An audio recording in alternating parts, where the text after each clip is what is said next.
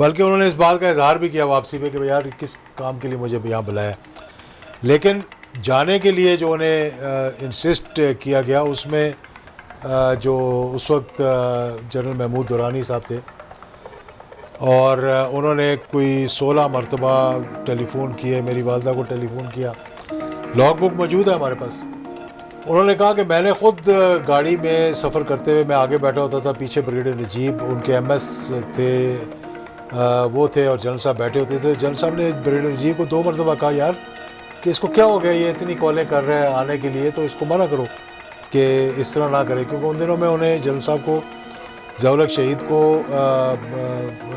Interior ministry ने, बल्कि असलम खटक साहब थे, अल्लाह ताला उनको जन्नत नसीब करे, मुझे भी बाद में उन्होंने बताया कि मैंने जनरल साहब को वार्न किया था कि ऐसे शवाहिद हमारे पास थे कि शायद उन पर कोई हमला करने की कोशिश करे, और ख़ुसूसी तौर पर हमने उनको इस्लामाबाद से बाय ट्रैवल पर मना किया और ख़ुसूसी तौर पर जहाज़। अच्छा, ये रिटर्न में बाकायदा तौर पर ऑफिशियली तौर पर मना किया गया था या वैसे ज़ुबानी? एक तो किसी की रिपोर्ट सामने मंजर आम पे नहीं लाई, और उन्होंने जब इन्वेस्टिगेशन शुरू की तो सबसे पहला काम उन्होंने ये किया कि जितने वहाँ पे जहाज़ के हिस्से बिखरे पड़े थे उनको रातों रात उठाया और वो पिनस्टैक लेबॉर्ट्री में ले गए। उनके एक अजीज़ थे जो उसके चेयरमैन थे उन दिनों में, और उनकी केमिकल एनालिसिस करवा ली, जिससे साबित हो गया कि ये सबोटाज था।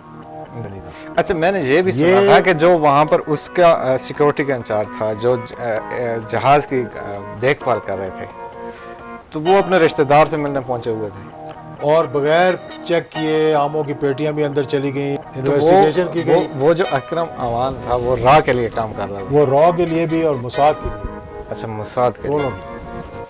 एक एफआईआर बेनामी काटी गई लोधरा के थाने में, मौजूद है आज भी जी। उस हादसे के हवाले से। फिर उसकी इन्वेस्टिगेशन ही हुई। जस्टिस शफी रहमान ने एक बड़ा ज़बरदस्त जुमला कहा, उनको तो नहीं पता था कि जनाजे के बाद एक सियासी ज़िया-उल-हक पैदा हो जाएगा, जो मर्द मोमन मर्द हक का नारा है वो पूरे पाकिस्तान में चारों सूबों में गूंजेगा। लेकिन वहाँ एक छोटा सा यादगार सी तो बनाई थी उन्होंने, लेकिन बड़ी टेम्परेरी थी। हम कोशिश करेंगे, ये आपने बहुत अच्छी बात, बहुत ज़रूरी है। एक बस्ती लाल कमाल में जहाँ पर वो हादसा पेश आया था, कि एक अच्छी सी वहाँ यादगार बनाया, क्योंकि बहुत से लोग अब भी वहाँ जाते हैं। बिस्मिल्लाहिर्रहमानिर्रहीम, अस्सलामु अलैकुम नाज़रीन, आवाज़ हक में खुश आमदीद। नाज़रीन, पाकिस्तान का सबसे बड़ा अलमिया ये है कि जब भी यहाँ पर किसी बहुत बड़ा एक सानिया होता है, उसकी इंक्वायरियाँ होती हैं, तफ्तीशें होती हैं, तो वो किसी मंतकी नतीजे पर नहीं पहुँचता। 16 अक्टूबर 1952 को पाकिस्तान के पहले वज़ीर आज़म लियाकत अली ख़ान का लियाकत बाग में उनका जलसा हो रहा था, और वहाँ उनको एक शख्स ने गोली मारी, और उस गोली मारने वाले को भी मार दिया गया, और उसकी भी इंक्वायरियाँ हुई, और आज तक पता नहीं चला कि उसके पीछे कौन थे। तो इसी तरह 17 अगस्त 1988 को पाकिस्तान के उस वक्त के सदर जनरल मोहम्मद ज़िया-उल-हक शहीद रहमतुल्लाह अलैह अपने साथियों के साथ भावलपुर से रावलपिंडी आ रहे थे। तो उनके जहाज़ को भी यानी एक हादसे का शिकार हुआ, उसको दहशतगर्दी का निशाना बनाया गया। आज तक ये एक मुहिम्मा है जो आज तक हल नहीं हो सका। उसके ऊपर बहुत सारे जुडिशल कमीशन बने, बहुत सारी इंक्वायरियाँ हुई, लेकिन आज तकरीबन 32 साल गुजर चुके हैं इस वाक़े को, लेकिन आज तक उस पाकिस्तान का एक तारीख़ का सबसे बड़ा, मैं इसको सानिया कहूँगा, कि जिसमें पाकिस्तान के टॉप मिलिट्री क़यादत उसमें थी, और वो लोग शहीद हुए, और आज तक उसका कोई भी रिज़ल्ट सामने नहीं आया कि वो किसने किया। कम से कम ये तो पता होना चाहिए कि इसके महरक़ात क्या थे, बैक पर कौन लोग थे। जनरल ज़िया-उल-हक शहीद उस दौर में पाकिस्तान जो है एक चौमुखी जंग लड़ रहा था, और पाकिस्तान ने एक सुपर पावर को शिकस्त दी थी। इसके अलावा इंडिया भी उनके साथ बहुत ज़्यादा, यानी जो राजीव गांधी था वो समझता था कि उसकी माँ का जो मर्डर हुआ या कत्ल हुआ उसमें भी जनरल ज़िया-उल-हक साहब का वो कहते थे कि ये हो सकते हैं इन्वॉल्व।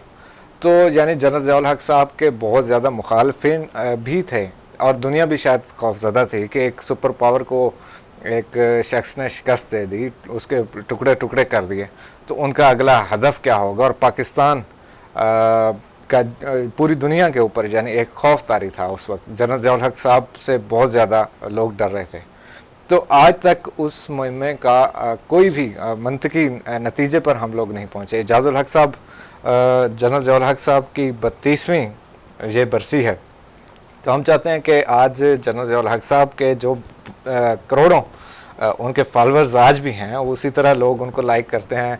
और पाकिस्तान की तारीख़ का सबसे बड़ा जनाजा लोगों ने देखा कि लोग दीवानावार उनके जनाजे में शरीक हुए वहाँ पर। तो आप आज जनरल ज़ियाउल हक साहब की ज़िंदगी के मुतल्लिक़ बताएंगे थोड़ा सा हमें, जो ख़ास तौर पे 17 अगस्त के हवाले से हम बात करेंगे। बिस्मिल्लाहिर्रहमानिर्रहीम। बहुत शुक्रिया आय साहब। ये 32वां यौम शोहदा बहावलपुर अब आने को है, एक दिन उसमें रह गया। जी जी। और 32 साल तक ये मुहिमा वाकई में हल नहीं हो सका। इसका जो टर्निंग पॉइंट था, बेसिकली जो साजिश हुई, जो इसके साजिश की तैयारी की गई, उसमें कुछ चंद एक चीज़ें थी जिसको पस मंज़र पे देखना चाहिए। जी जी। तो ताकि मालूम हो कि क्या वजूहात थी और क्यों ये इस तरह मामलात जो है वो आगे चले। पहली बात तो ये कि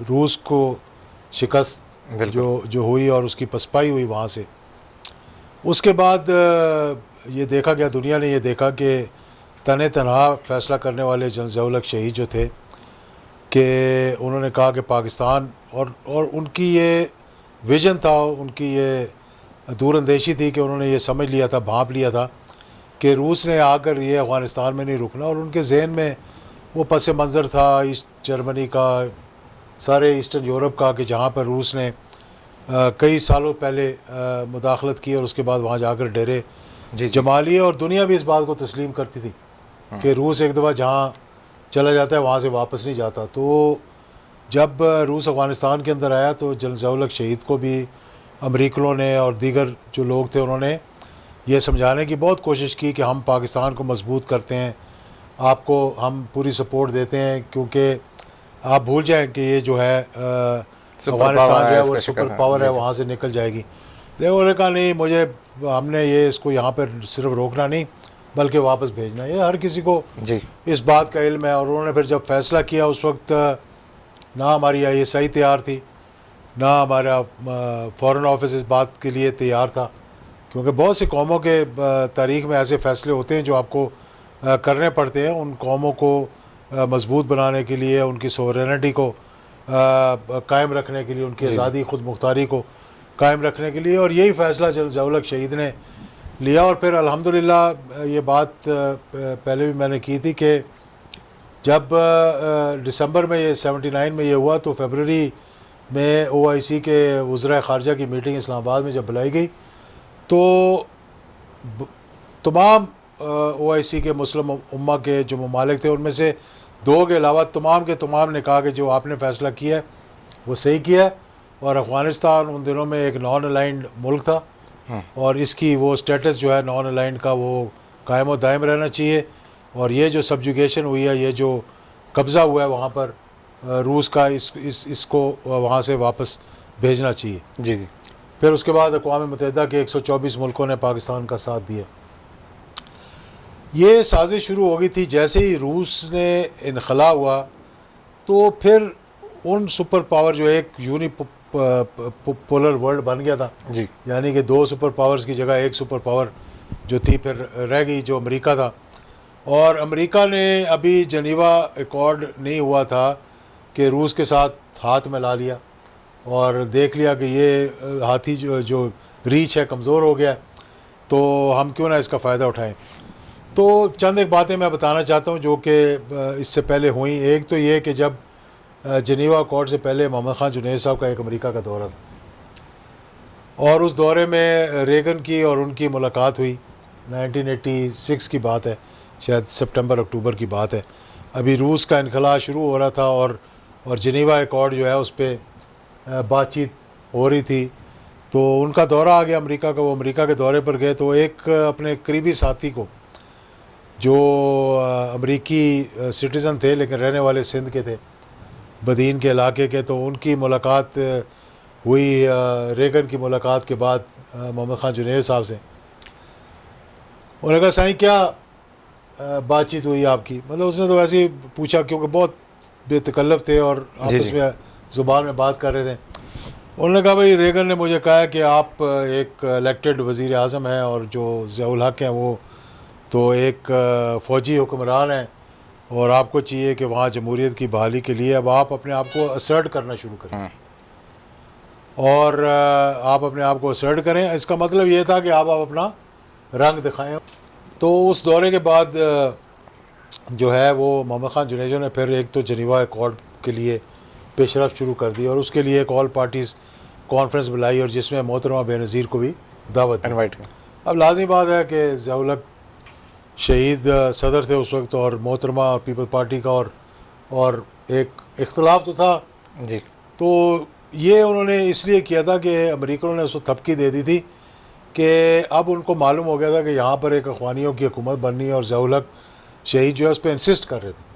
वो कह रहे थे कि ये जनीवा अकॉर्ड नहीं होना चाहिए जब तक कि अफ़गानिस्तान के अंदर उन मुजाहिदीन की हुकूमत ना बन जाए और उन्होंने तकरीबन उनको इस बात पर आमादा कर लिया था। बहुत सी मीटिंगें अफ़गान मुजाहिदीन की जो 7 सरबराह थे उन दिनों में, मुख्तलिफ गुलबदन हिकमतियार हो गए, सयाफ़ हो गए, जी जी, रब्बानी हो गए, गिलानी हो गए, ये सारों की उन्होंने एक मीटिंगें शुरू कर दी थी और तैयारी हो रही थी कि किस तरह से वहाँ पर एक इस्लामी हुकूमत और मुजाहिदीन की हुकूमत बनेगी। लेकिन अमेरिका इस बात से अब ख़ाइफ था कि ये देख रहा था कि वो इतने जिन्होंने जद्दोजहद करके एक सुपर पावर को शिकस्त दे दी है, बिल्कुल उनकी वहाँ हुकूमत बन गई तो पाकिस्तान और वो और फिर सेंट्रल एशिया के जो ममालिक आज़ाद हो गए थे तो ये तो एक इंडिपेंडेंट ब्लॉक बन जाएगा और मालूम नहीं है किस तरफ को जाएगा। तो फिर ये साजिश तैयार हुई कि भाई किस तरह से ये मामलात को आगे बढ़ाया जाए और फिर जो है वो मोहम्मद ख़ान जुनैद साहब की हुकूमत जब ख़त्म हुई तो एक पॉलिटिकल आइसोलेशन में तो जन सब चले गए 29 मई 1988 को जी। और फिर उससे पहले जो है वो ओजड़ी कैंप का बहुत बड़ा साने हो गया था जिसकी तफ्तीश की गई, मतलब कि एक कुछ इख्तलाफात भी पैदा हुए उसके अंदर कि क्या हुआ क्या नहीं हुआ। बहरहाल ये सारी चीज़ें जो थी मद्देनज़र रखी। अब उनका ये ख्याल था कि एक पॉलिटिकल आइसोलेशन में चले गए हैं तो ये फिर जो है साजिश शुरू हुई और साजिश ये थी कि भाई अब ये एक आइसोलेशन में है और किसी ना किसी तरीके से इनको रास्ते से हटाया जाए। जी। अच्छा, ये जो साजिश हुई तो इसमें बहुत सारे महरक़ात भी हो सकते हैं। जिस तरह जनरल ज़ियाउल हक साहब के दौर में अमेरिका को पता है, पूरी दुनिया को पता है कि पाकिस्तान एटमी पावर बन चुका है और इतना छोटा सा मुल्क है और ये एटमी पावर भी बन चुका है। इन्होंने एक सुपर पावर को भी उसके भी टुकड़े टुकड़े कर दिए हैं। तो ये भी महरक़ात हैं, इसकी वजह भी हो सकती है। ये भी बुनियादी बात है। देखें ये जो हमारा एटमी प्रोग्राम था जी, अगर जहाद अफ़गानिस्तान ना होता तो ये कभी मुकम्मल नहीं होने देना था। जी जी। आप देख लें कि इराक़ के तनसीबात पर हमला करवाया गया, ईरान के साथ जिस तरह से इख्तलाफात चल रहे थे ज़्यादातर तो इसी वजह से थे कि वो अपने आप को न्यूक्लियर की तरफ ले जा रहा था। तो पाकिस्तान को भी उन्होंने बड़ा दबाव डाला, लेकिन ये जहाद अफ़गानिस्तान की वजह थी जिसकी वजह से हर साल हमें वेवर मिलता रहा और अल्हम्दुलिल्लाह चागी के टनल भी बन गए 1979 से आगे चलकर और 84 में कोल्ड टेस्ट भी हो गया और अमेरिका का सदर मजबूर हो गया था क्योंकि उनको ज़रूरत थी पाकिस्तान की उस वक्त जी। वो उनको पता था कि ये डायरेक्टली और उस जहाद अफ़गानिस्तान के दौरान किसी अमरीकी को सिवाय इसके कि अगर उनका सदर आया तो उसको तोरखाम पे ले जाकर बॉर्डर के परली तरफ दिखा दिया, किसी को अमरीकी को इजाज़त नहीं थी, यहाँ तक कि उनके सफ़ीर को भी इजाज़त नहीं थी कि वो मुजाहिदीन के साथ डायरेक्ट रब्ता करते, वो हम पहले दे चुके हैं। बहरहाल ये साजिश हुई। फिर जो सवालात उसमें उठते हैं कि पहली बात तो ये कि 2-3 चीज़ें हैं जो देखनी चाहिए जिस पे लोग कुछ इतराज़ भी करते हैं मेरी बातों पे कि ये भाई बार बार बात करते हैं। कुछ लोगों ने यह भी इतराज़ किया कि ज़ियाउल हक साहब आप हुकूमत में रहे हैं और आप ने क्यों जो है इसकी तफ्तीश मुकम्मल क्यों नहीं हुई। जी जी। बात यह है कि सबसे पहले तो ये जिम्मेदारी थी कि chairman joint chief of staff committee, chief of army staff, chief of general staff और 29 अफवाज पाकिस्तान के दलेर जर्नैल और सिपाही जो थे वो उस जहाज़ में मौजूद थे। तो सबसे बड़ी प्रायोरिटी बनती थी अफवाज पाकिस्तान की कि वो इसकी इंक्वायरी करवाते।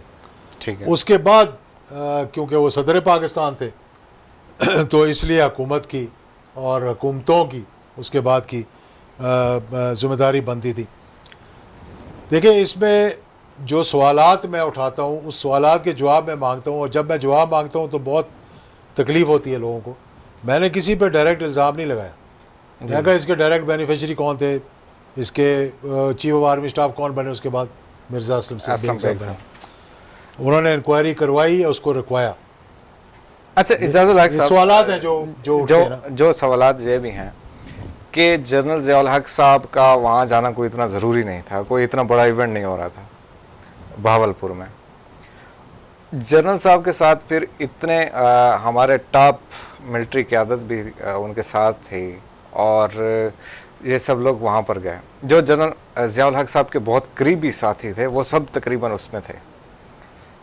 तो जनरल साहब को किसने कहा था और किस ने वहाँ इनवाइट किया था कि आपने आना है और आपका आना बहुत ज़रूरी है? देखिए, उनका बहैसियत सदर पाकिस्तान और chief of army staff A1 M1 अमरीकी टैंक जो है उनको वहाँ उनकी एक डिमॉन्स्ट्रेशन थी। जी जी। और अमेरिका बेचैन था कि पाकिस्तान जो है ये हमारे A1 M1 टैंक ले ले।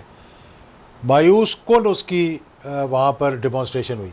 ठीक है। यानी कोई जो निशाना था मतलब कहीं टारगेट पे लगा ही नहीं, मतलब उस पूरी डेमोन्स्ट्रेशन जो टैंक उनका था वहाँ जिनकी। बल्कि उन्होंने इस बात का इजहार भी किया वापसी पे कि भाई यार किस काम के लिए मुझे यहाँ बुलाया।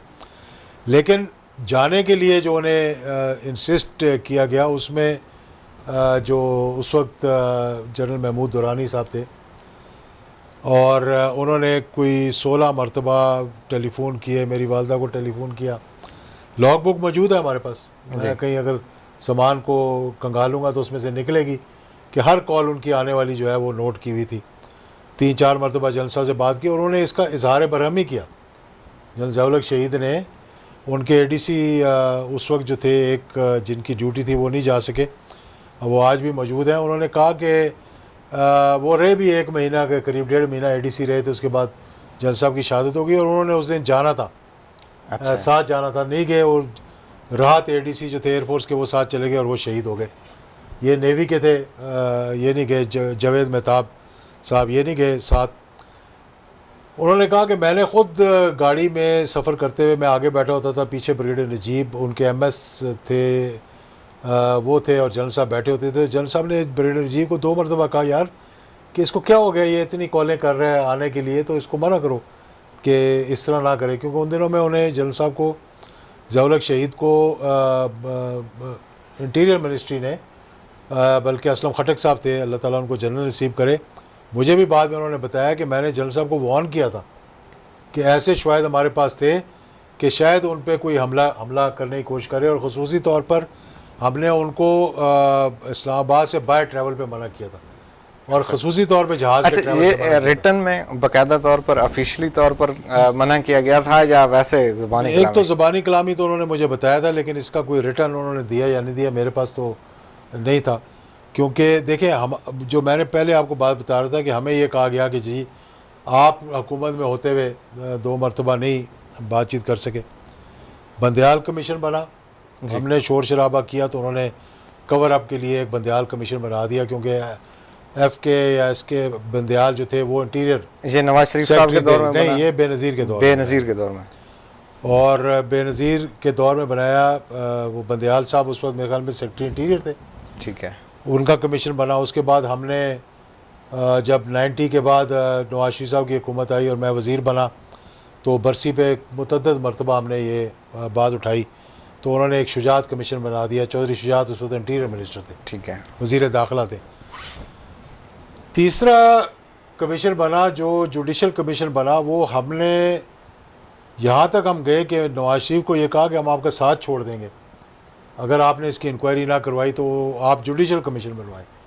तो फिर जस्टिस शफीउर रहमान का जुडिशल कमीशन बना। किसी की रिपोर्ट सामने मंजर आम पे नहीं लाई गई, किसी कमीशन की रिपोर्ट मंजर आम पे नहीं लाई गई। जस्टिस शफीउर रहमान कमीशन जो था उसने जो तहकीकात की, उस तहकीकात की जो रिकमेंडेशंस थी, उन रिकमेंडेशंस के अंदर उन्होंने कहा 2-4 चीज़ें बड़ी अहम उन्होंने की।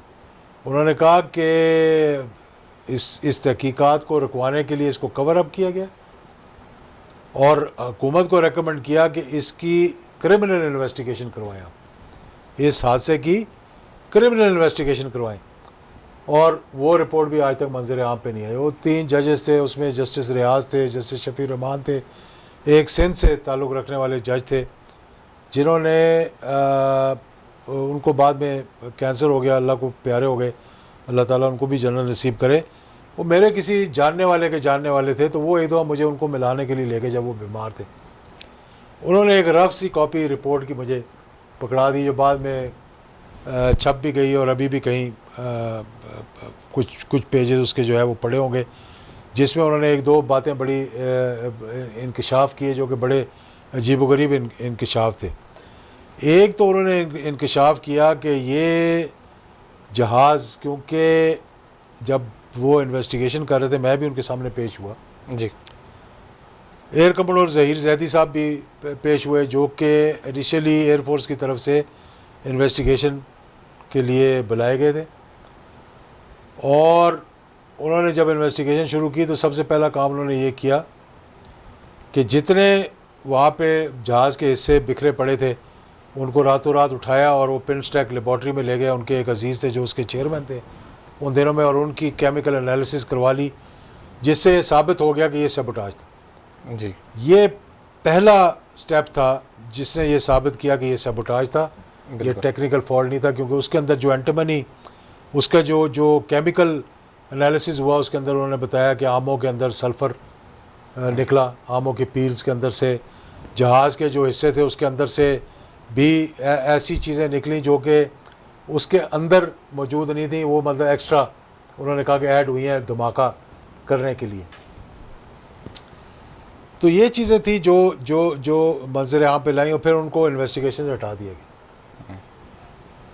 एयर कमोडोर ज़हीर जैदी को जब वो उस हद तक पहुंच गए कि अब वो पहुंच रहे थे वहाँ के पता करें कि भाई अब कहाँ से ये चीज़ मुदाखलत हुई और नर्व गैस आई और वो कैसे आई, और फिर जो धमाका था उसको रिमोट कैसे इस्तेमाल किया गया। ये एक सवाल है कि जनरल जवाहर हक साहब जब बहावलपुर जाते हैं, उनका जो C-130 त्यारा है वो वहीं पर खड़ा रहता है बहावलपुर के एयरपोर्ट पर। तो रूल यानी कानून क्या कहता है कि वहाँ वो खड़ा हो सकता था, वहीं होना चाहिए था उसको? क्योंकि बहावलपुर एयरपोर्ट पे इतनी जगह नहीं है तो उनको उतार के मुल्तान जाना चाहिए था और फिर वापसी पे लाने के लिए वापस आना चाहिए था।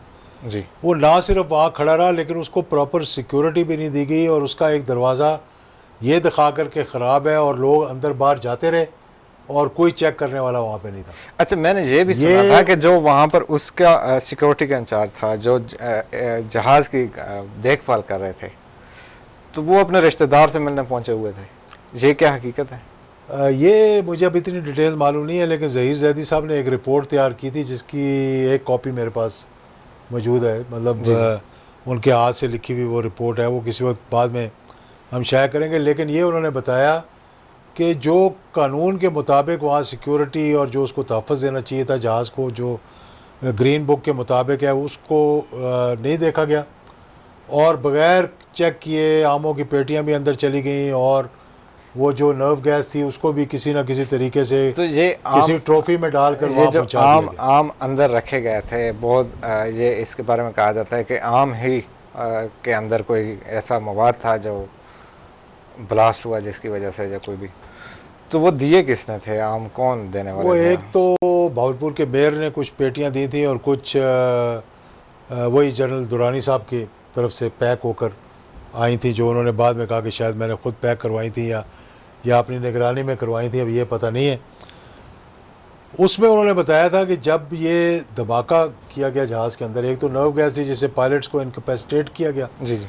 दूसरा ये कहा गया कि वो जो धमाका था वो एक जहाज़ जो है वो पहले जाता है फ़नल क्लियरेंस के लिए। जब वीवीआईपी जहाज़ उड़ता है ना तो उसको पहले भेजते हैं, छोटा मशाक तैयार होता है या सेसना जी। तैयार होता है, कि उसके अंदर से उसका रिमोट इस्तेमाल हुआ है। अब ये मतलब मेरी हद तक नहीं है, ये ज़हीर ज़ैदी साहब ने जो अपनी रिपोर्ट में लिखा था ये उसमें उन्होंने बताया था। अच्छा। और फिर उसके बाद उससे पहले या बाद में जनरल मिर्ज़ा असलम बेग का जहाज़ भी टेक ऑफ किया, जिस पे वो कहते हैं कि मैं वहाँ पर गया, जाए हादसा पे गया और मैंने उसका जब चक्कर लगाया और ये देखा कि जहाज़ जल रहा है तो मैं बजाय वहाँ उतर के चेक करने के, वो हो सकता है कोई बच ही जाते उसके अंदर, तो मैंने कहा कि मैं जा रहा हूँ सीधा इस्लामाबाद पहुँचूँ, जैसे कि यहाँ पे कोई इनकलाब आने लगा था या कोई फ़ौज टेक ओवर करने लगी थी। तो कहा जाता है, मतलब ये फजल हक साहब ने मुझे बताया कि जनरल हकीमुल्लाह, एयर मार्शल हकीमुल्लाह, जब फ़ौरन मीटिंग बुलाई गई हादसे के बाद, तो मिर्ज़ा असलम बेग साहब भी वहाँ पहुँच चुके थे, तो वो जाके उसको चेयर करने लगे मीटिंग में। तो उनको हकीमुल्लाह ने और जनरल फजल हक ने रोका कि जनाब आप नहीं, चेयरमैन सेनेट जो है ग़ुलाम इसहाक़ खान इसको चेयर करेंगे, जिसको उन्होंने बुरा भी मनाया और उनका ख्याल था कि अब मैं टेक ओवर करूँगा, या जो भी मतलब इरादे थे वो फिर उनके वो पूरे नहीं हो सके। अब हादसे के हवाले से मैं बताता हूँ कि इसका कवर अप कैसे और क्यों किया गया, जो बात हमने की थी। पहली बात तो ये कि जनरल साहब वहाँ जाना नहीं चाहते थे, उनको वहाँ बुलाया गया जी। दूसरी बात यह कि पोस्टमार्टम नहीं होने दिया गया, और कुछ डॉक्टर्स ने हमसे उसके बाद रब्ता किया जिन्होंने पोस्टमार्टम की तैयारी की और वो चीज़ें इकट्ठी की, और एक शख्स का जो कि ब्रिगेडियर हर्बर्ट वॉसन थे, क्योंकि उनकी बॉडी वापस भेजनी थी अमेरिका, जी। तो उनका पोस्टमार्टम यानी एनालिसिस करवाया गया, जिसका हमें पता नहीं कि उसमें से क्या निकला क्या नहीं निकला। जी। बाकी सब के रुकवा दिए गए, और उन डॉक्टरों ने हमें बताया, जिन डॉक्टरों ने इंसिस्ट किया उनकी फिर तबादले, किसी का टांग, किसी का पता नहीं हंगू, किसी का कहाँ कर दिया गया वहाँ से कर। और लाजमी बात है कि कहीं से ऑर्डर आए थे तो उनकी ट्रांसफ़र्स वहाँ पर हुई थी। तो इस पे बड़े सवालिया निशान उठे, क्योंकि वो भी लेबॉर्ट्री एक ही थी लाहौर में, PCHIS लेबॉर्ट्री है, जहाँ पे वो भेजते थे वहाँ करवाने के लिए, वो उसको भी रिक्वाया गया। फिर देखने की बात यह है और सोचने की बात यह है कि जहाँ पर अमेरिकन जो है वो उसके अंदर मौजूद हों, जी। अपना सफ़ीर मौजूद था, राफेल सफ़ीर था और उनका मिलिट्री अटैची था मौजूद था, बिल्कुल।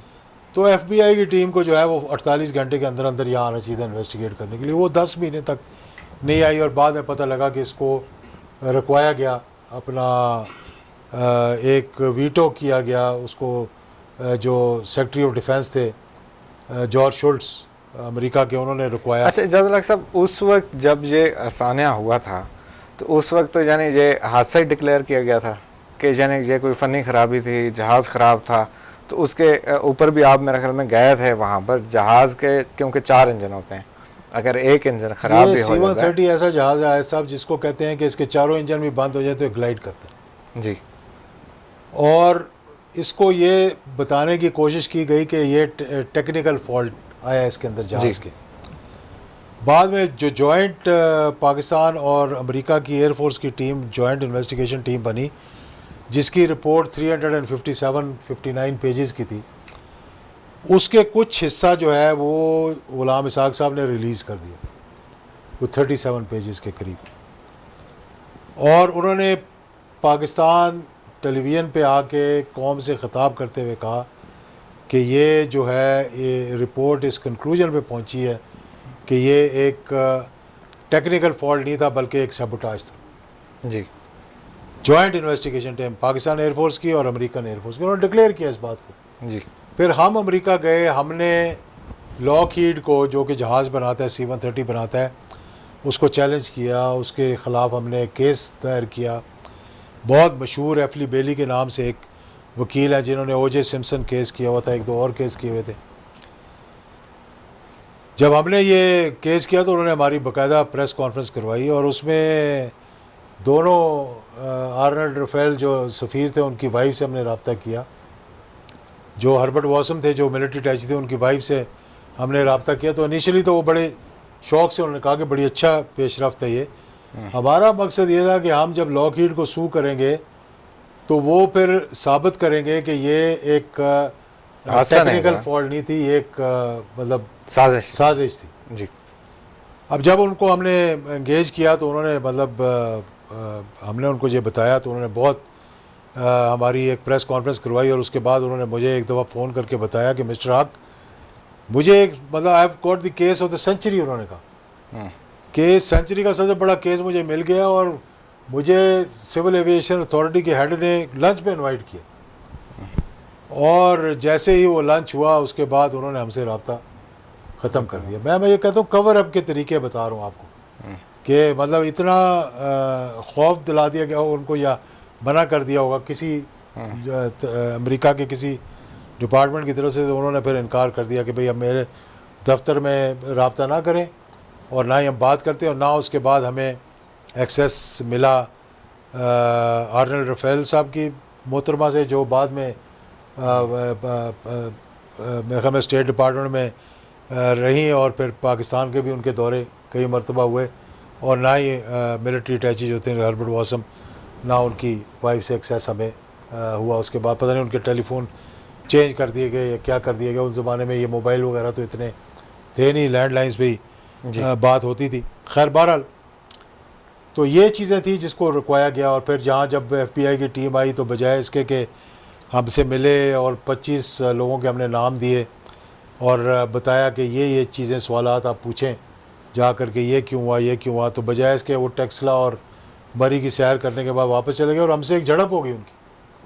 जब मैंने उनको कहा कि आप लोग जो जिस काम के लिए आए वो काम नहीं कर रहे तो झड़प हो गई। और डॉन अखबार ने बाकायदा वो लगाया था कि FBI मतलब के और हमारे मतलब जनजाउलक शहीद के ख़ानदान और अख्तर अब्दुर्रहमान साहब के भी साथ थे वो कि उनके बीच में ये जो है वो झड़प पैदा हो गई कि भाई उन्होंने कहा कि आप ये सही तरीके से इंक्वायरी नहीं कर रहे। तो वो भी एक कवर अप का जो था वो हिस्सा था। एक बात जो मैं समझता हूँ कि करनी बहुत ज़रूरी है वो ये है कि ये भी बड़ी अजीब व गरीब बात है कि एक एयरफोर्स के ऑफिसर जो हैं जिनका कहा जाता है कि जब कऊटा पर हमला होना था तो उन्होंने पाकिस्तान के कुछ राज और कुछ नक्शे जो है वो इसराइल को देने की कोशिश की और रॉ के साथ भी उनके ताल्लुकात थे। अकरम अवान नाम था उनका जी। वो एस्पियोनाज यानी कि पाकिस्तान के ख़िलाफ़ स्पाइंग के हवाले से पकड़े गए और उनको ISI की कस्टडी में रखा गया। ये बात बड़ी अहम है। और जनाजे के कुछ 10 दिन के बाद जो उनके इन्वेस्टिगेशन कर रहे थे ऑफिसर्स, उनमें एक ब्रिगेडियर सगीर साहब थे, आपने नाम सुना होगा उनका जी। एक मेजर आमिर साहब थे, एक कर्नल कुरैशी थे, कोई अभी भी मेरे ख्याल में तीनों के तीनों जिंदा हैं जी। तो उन्होंने वो उनको जनाजे की तस्वीर दिखाई, उसमें जनरल अवान भी थे जो शहीद हुए जनरल साहब के साथ। वो अकरम अवान के एक किस्म के गॉड फादर थे, उन्होंने अडॉप्टेड सन था उनका वो अकरम है जी। अकरम उनका अडॉप्टेड सन था। उनको उसको पढ़ाने में, एयरफोर्स में दाखिल करवाने में और आगे पायलट बनवाने में उनका बड़ा हाथ था। तो जब उसने वो जनाजे की तस्वीर उसको दिखाई गई क्योंकि उससे पहले मई से लेकर अगस्त तक वो सेफ़ कस्टडी में था, सेफ़ हाउस में था, कोई एक्सेस नहीं था बैरूनी उसको कोई खबर नहीं है कि बाहर क्या हो रहा है। वो जब उसने देखा वो जनाजे की तस्वीर देखी और जनरल अवान के बारे में देखा कि शहीद हो गए तो उसने फूट फूट के रोना शुरू कर दिया और उसके मुंह से बेसाख्ता निकला एक बड़ा, उन्होंने कहा कि मुझे नहीं मालूम था कि इन लोगों ने एक बहुत बड़ी मतलब अंग्रेज़ी में गाली देते हुए उसने कहा कि ये चीज़ जो थी इसलिए इस्तेमाल होनी थी। वो नर्व गैस के बारे में बात कर रहे थे अकरम अवान के, उसके ज़रिए शायद वो आई और यहाँ कहा गया कि किसी के हवाले उसने की या की उसने कहा कि मुझे नहीं मालूम था कि ये इसलिए इस्तेमाल होनी। फिर उससे इन्वेस्टिगेशन की गई। वो जो अकरम अवान था वो रॉ के लिए काम कर रहा था। वो रॉ के लिए भी और मुसाद के लिए। अच्छा, मुसाद के दोनों के। और ये जो कोटा पे हमला होना था, उसके नक्शे बक्शे उसके ज़रिए गए और बाकायदा उसका बॉर्डर के उस पार उन दिनों में, क्योंकि बॉर्डर इतना सील नहीं हुआ था हिंदुस्तान का, आते जाते वो वहीं पकड़ा गया था कहीं, और फिर मेजर आमिर की और इनकी कस्टडी में था कि इससे इन्वेस्टिगेट करो, ये पाकिस्तान के ख़िलाफ़ क्यों स्पाइंग कर रहा था, जी क्या क्या इसने की। बाद में उसका दफ़ा 164 का बयान लिया गया जिसमें उसने तमाम इंकशाफात किए गए, और फिर कहते हैं कि वो दफ़ा 164 का बयान उससे लेकर और फिर इस बात को वहीं दबा दिया गया, और ये भी कहते हैं कि ये chief of army staff Mirza Aslam Beg के पास वो वीडियो और दफ़ा 164 का ओरिजिनल प्लान जो था, ओरिजिनल जो थी बयान था, स्टेटमेंट पहुंचा दी गई, और उन्होंने कहा कि अभी हम इसको संभाल के रखेंगे और ये किसी वक्त बाद में इसको हम देखेंगे कि इसका हमने अच्छी तरह इन्वेस्टिगेट करना है, जो भी मतलब बहाना किया गया। ये सवाल भी मैं बार बार पूछा गया कि भाई एक आप बताएं कि ये जब आपकी कस्टडी में था और आपके पास दफ़ा 164 का बयान पहुंच गया था और उसमें उसने वो इंकशाफ किए बहुत से इस हादसे से रिलेटेड, तो उसको फिर वहाँ से निकाल कर अडयाला जेल भेज दिया गया। फिर जनाब पीपल्स पार्टी की हुकूमत आई पिछली वाली 2008 से 2013 तक, तो फिर उसको वहाँ से भी रिलीज़ करके अडयाला जेल से भी छोड़ दिया गया। ये सवालात हैं जो पूछने के सवालात हैं कि इनका जवाब हमें दें। फिर मुझे ये पीपल्स मुझे पार्टी कहा के जाता दौर है कि में आप ex chief of army staff पे क्यों इल्ज़ाम लगा रहे हैं, आप जनरल दुरानी पे क्यों इल्ज़ाम लगा रहे हैं। अब जनरल दुरानी का देखें ना कि एक मेजर जनरल की हैसियत से वो रिटायर हुए, ब्रिगेडियर थे जब जनरल ज़ियाउल शहीद के साथ मिलिट्री सेक्रेटरी थे, उससे पहले मिलिट्री अटैची रह कर आए। अब उनकी इंपॉर्टेंस देखें कितनी है कि अमेरिका ने रिक्वेस्ट किया जनरल परवेज़ मुशर्रफ को कि इस शख्स को सफ़ीर बनाकर अमेरिका भेजा जाए। नेशनल सिक्योरिटी के एडवाइज़र भी रहे हैं, वो तो बाद में जी। और जब सफारत से वापस आते हैं तो उनको नेशनल सिक्योरिटी का हेड लगा दिया जाता है। अब उनकी जहानत इतनी है कि मुंबई पे हमला होता है और नेशनल सिक्योरिटी एडवाइज़र जो है वो इतराफ़ करता है कि ये पाकिस्तान के नॉन स्टेट एक्टर थे जो पाकिस्तान से गए मुंबई पे हमला किया। मैं आज भी आपको ये गारंटी से कहता हूँ कि जिन लोगों ने मुंबई पे हमला किया ना उनका पाकिस्तान से ताल्लुक़ था, ना उनका पाकिस्तान के किसी अदारे से ताल्लुक़ था। उन्होंने वहाँ जाकर एक आइसोलेशन में हमला हुआ और हमने इतराफ़ कर लिया उसका, और फिर उनको मजबूरन फिर उनको नेशनल सिक्योरिटी एडवाइज़र से हटाना पड़ा। जी अच्छा, इजाज़ुल हक साहब, जिस तरह ये पीपल्स पार्टी के दौर में वो अकरम अवान को आप कह रहे हैं कि वो उसको रिहाई मिली, तो अल जुल्फ़कार भी इस दहशत गर्दी के वाक़े में इन्वॉल्व हो सकती है या मुलव्वस हो सकती है? देखिए ये बहुत सारे यानी बहुत से सवालात हैं जो उठते हैं। एक FIR बेनामी काटी गई लोधरा के थाने में मौजूद है आज भी जी, उस हादसे के हवाले से। फिर उसकी इन्वेस्टिगेशन ही हुई। जस्टिस शफीउर रहमान ने एक बड़ा ज़बरदस्त जुमला कहा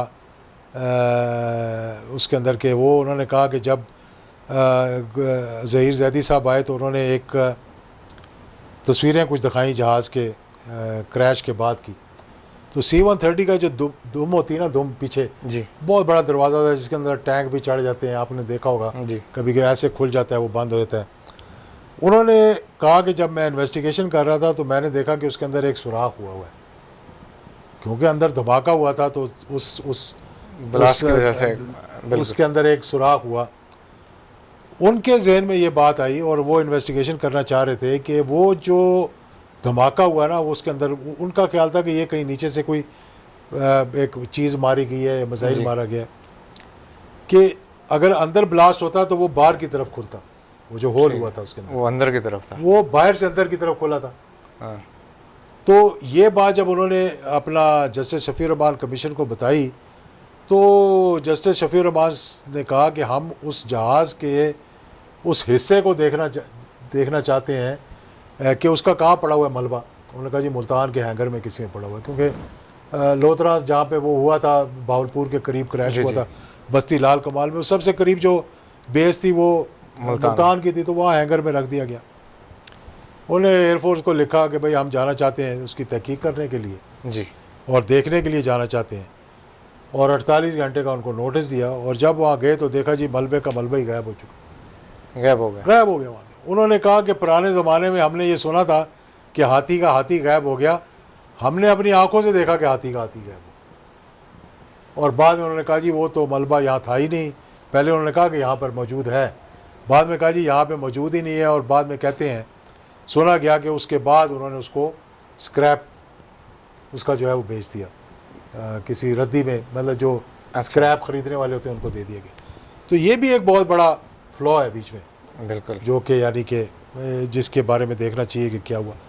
बहरहाल ये सारी चीज़ें जो हैं वो हमारे कहने से, क्योंकि मैं कभी ऐसी पोजीशन में नहीं रहा जी, कि वज़ीर आज़म हूँ या सदर हूँ या जी। चीफ ऑफ आर्मी स्टाफ हूँ या अल्लाह जो भलाए जी कैसे- आपको सदर अच्छा, मैं आपको बात बताना चाहता जनरल हूँ। ज़िया साहब की जगह। मैंने इसका जिक्र जनरल आसिम नवाज जब चीफ ऑफ आर्मी स्टाफ थे, उनके साथ 1-to-1 मीटिंग में रिक्वेस्ट की उनसे, उन्होंने मुझसे वादा किया कि मैं इसको चेक करवाऊंगा। बाद में वो फौत हो गए बेचारे। यहाँ तक कि आखिरी चीफ ऑफ आर्मी स्टाफ जो थे जनरल परवेज़ मुशर्रफ जब थे, तो मेरी उनके साथ एक बड़ी लंबी तवील मीटिंग हुई कैंप ऑफिस में यहाँ। अच्छा, तो मुझे कहने लगे कि ये आपने जो है वो कुछ इल्ज़ामात लगाए हैं। ये 17 अगस्त के बाद थी ना फ़ौरन, तो वहाँ पे मैंने जी, जी। तकरीर करते हुए कहीं यही सवाल उठाए होंगे जो मैं उठाता रहता हूँ, जी, और इस पे बड़ी तकलीफ़ होती है कि बजाय आप इसकी इन्वेस्टिगेशन करवाने के आप इसको कवर अप का हिस्सा क्यों बन रहे हैं। तो जनरल परवेज़ मुशर्रफ ने कहा आपने ये जिक्र इस बात का क्यों किया। मैंने उनको फिर सारा ये किस्सा सुनाया जो मैंने तकरीबन यहाँ पे बातें की हैं। मैंने जी, जी जी। ये हुआ, ये हुआ, ये हुआ, ये हुआ।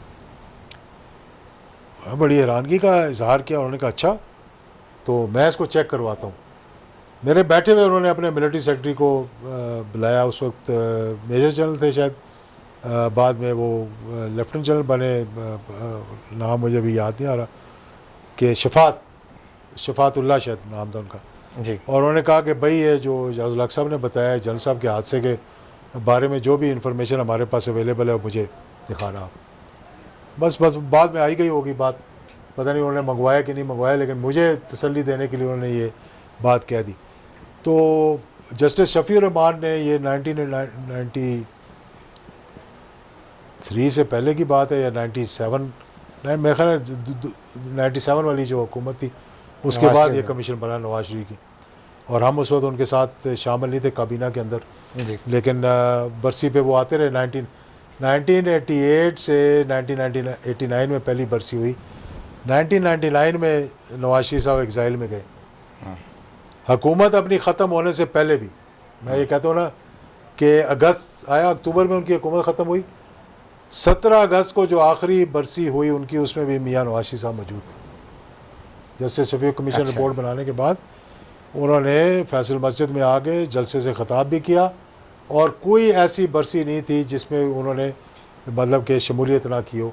और जब तक उनकी हुकूमत भी कायम और दायम रही, और फिर जब अपने नज़रिए से पटरी से उतरे और पीपल्स पार्टी से हाथ में लाया, तो बाद में फिर उनका एक किस्म का सियासी जी, मतलब मैं इसको जवाल कहता हूँ, लेकिन पस्ती की तरफ उन्होंने जाना शुरू कर दिया, क्योंकि नज़रिए से हट गए थे। और वो फिर उनका पता नहीं फ़ौज के साथ कोई इख्तलाफात पैदा हो गए 99 में, उनके साथ क्या हुआ, जी, जी, और उसके बाद उन्होंने फिर वो मतलब सर्द मोरी का मतलब शिकार हो गए वो। तो ये चीज़ें जो हैं वो मैं हर किसी के पास जाकर कहता रहा हूँ, और आज भी मैं समझता हूँ कि, और मैंने एक बात की थी जो बड़ी अहम बात थी। एक दफ़ा ग़ुलाम इसहाक़ साहब से मुलाकात में मैंने ये बात की। मैंने उनको कहा कि मैंने कहा ये मैं इसलिए उठा रहा हूँ कि आज आप उनकी कुर्सी पे बैठे हो। ठीक है, और चीफ ऑफ आर्मी स्टाफ, मैंने जब मुशर्रफ से बात की, मैं कहा ये बात मैं इसलिए उठा रहा हूँ कि आप उनकी कुर्सी पे बैठे हुए, चीफ ऑफ आर्मी स्टाफ है आप। बिल्कुल, आज कल उनके साथ हादसा हुआ, मैंने कहा आज किसी के साथ भी हो सकता, बिल्कुल, ठीक है। उसके बाद क्या हुआ, परवेज़ मुशर्रफ पर हमला हुआ, 2 मरतबा उनकी जान बची। शौकत अजीज़ पर हमला हुआ, उनकी अल्लाह मियां ने उनको बचा लिया।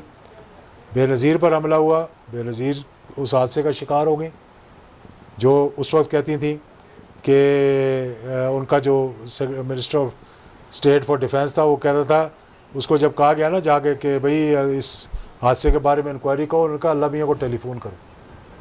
और बाद में क्या हुआ कि मोहतरमा भी दहशत गर्दी का शिकार हुई, और अफसोसनाक वाक़या पेश आया यहाँ पर और बाद में हमारे बाद तो वो हुकूमत आ गई थी जो कहती थी अल्लाह मियाँ को टेलीफोन करो। मोहतरमा के बाद तो उनके हस्बैंड आसिफ अली जरदारी की सदर बने, और उनकी सारी टीम थी जो वहाँ पर थी, जो जाए हादसा से कुछ भाग भी गए थे, और उनकी इंक्वायरी भी जो है वो नहीं करवाई गई। जी। तो मैंने कहा कि ये हादसा किसी के साथ भी पेश आ सकता है, इसको यहाँ लियाकत अली ख़ान के वक्त अगर सही इंक्वायरी हुई होती तो शायद अगले हादसा जो है वो ना होते। और ये पाकिस्तान का इतना बड़ा सानिया था जिसमें एक सदर Pakistan, chief of army staff, chairman joint chief of staff committee, तो उनके साथ CGS जर्नल साहब हैं, सारे ब्रिगेडियर उनके साथ मौजूद थे। तो इसलिए हमें आज 32वीं बरसी से पहले ये बात मैं आए सब ये कहूँगा और कौम को भी ये बताना चाहूँगा कि हमने एक इन्वेस्टिगेशन करवाने की बड़ी कोशिश की। जी जी। और मैं इस बारे में लिखता भी रहा हूँ और इस बारे में हुआ भी है। किसी अपने एक वकला का एक पैनल था हमारा जमात का, उनसे मैं बात कर रहा था पिछले दिनों, तो उन्होंने कहा कि आप रिज्यू करें सुप्रीम कोर्ट से। अच्छा। और आप इस केस को लेके जाएं सुप्रीम कोर्ट में ताकि बॉल उनके कोर्ट में जाए और वो देखें और आप फिर इसमें नामजद करें। ठीक है। कि ये लोग थे जिन्होंने जो है वो इंक्वायरी करवानी चाहिए थी और इन्होंने क्यों नहीं इंक्वायरी करवाई। अच्छा, नहीं, मिर्ज़ा असलम बेग को किसने बुलाया वहाँ? जनरल ज़ियाउल हक साहब की शहादत के बाद मिर्ज़ा असलम बेग साहब का जो रवैया था आप लोगों के साथ, आपके फैमिली के साथ, वो कैसा था? देखिए, बात रवैये की नहीं है, बात रवैया तो उनका ये होना था कि देखें जब ये हादसा जिन्होंने करवाया उन्होंने यही कहा कि भाई 11 साल तक ये सदर पाकिस्तान रहे हैं, चीफ ऑफ आर्मी स्टाफ रहे हैं। पाकिस्तान के लोग तो 2.5 साल नहीं किसी को बर्दाश्त करते जी। तो इतने अरसे के बाद ये अब एक लोग कहेंगे जनाब अच्छा जी चलो जी इससे जान छूट गया। अब उनको तो नहीं पता था कि 20 तारीख को एक नए ज़ियाउल हक ने जन्म ले लेना। बेशक उनको तो नहीं पता था कि जनाजे के बाद एक सियासी ज़ियाउल हक पैदा हो जाएगा। बेशक जो मर्द मोमन मर्द हक का नारा है वो पूरे पाकिस्तान में चारों सूबों में गूंजेगा जी। वो तो जो कहते थे ना कि ये पीपल्स पार्टी की एक जंजीर है, वो जंजीर तो नहीं रही चारों सूबों में, लेकिन ज़ियाउल हक शहीद का नाम तो उस वक्त चारों सूबों में इस तरह था कि जो जनाजा हुआ, गायबाना जनाजे हुए, सियासी तौर पर फिर नवाज शरीफ ने वही नारा लगाया और मतलब उसी वजह से वो सियासी जानशीन कहा गया। बिल्कुल बिल्कुल। तो ये चीज़ थी जो कि मतलब एक जिसने जन्म लिया और जिसने फिर एक सियासी तौर पर उनके नाम को नज़रिया बनकर उभरा हुआ।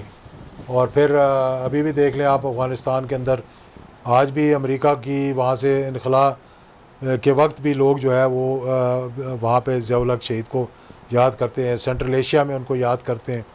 वहाँ पे जो मैं भी दौरे पे गया तो बड़ा मैंने देख के हैरान हुआ कि उज़्बेकिस्तान के सदर ने जिस अंदाज में उनका जिक्र किया कि अपनी आज़ादी जो है वो हमें पाकिस्तान की वजह से मिली और ज़ियाउल हक की वजह से मिली। अच्छा, ज़ियाउल हक साहब, ये जहाँ जनरल साहब का त्यारा वहाँ पर गिरा था भावलपुर के पास, तो वहाँ पर बहुत सारे जो जनरल साहब को लाइक करने वाले लोग हैं, जो उनको पसंद करते हैं, वो चाहते हैं कि वहाँ पर कोई यादगार कोई इस किस्म की होनी चाहिए ताकि वो जो भी जाते हैं वहाँ पर आगे कुछ भी नहीं है। होनी तो हुकूमत की तरफ से चाहिए थी, अफसोस है कि वहाँ पर कुछ भी ऐसा नहीं किया गया। तो मैं आपसे दरख्वास्त करूँगा कि वहाँ पर कोई ऐसी यादगार जनरल साहब के हवाले से ज़रूर होनी चाहिए। वो इंशाल्लाह हमारा इरादा था वहाँ मस्जिद बनाने का। जी जी। और मेरे ख्याल जनरल अब्दुर्रहमान के जो हुमायूं अख्तर साहब हैं, हारून अख्तर साहब, उन्होंने भी कोशिश की जी कि वहाँ पे कुछ जगह लेके छोटी सी वहाँ पे, तो हमारे बहुत से दोस्त हैं जिन्होंने कहा हम यहाँ एक मस्जिद और छोटा सा मदरसा बनवाते हैं यादगार के तौर पे, लेकिन वो ज़मीन हमें वहाँ पे हम नहीं ले सके।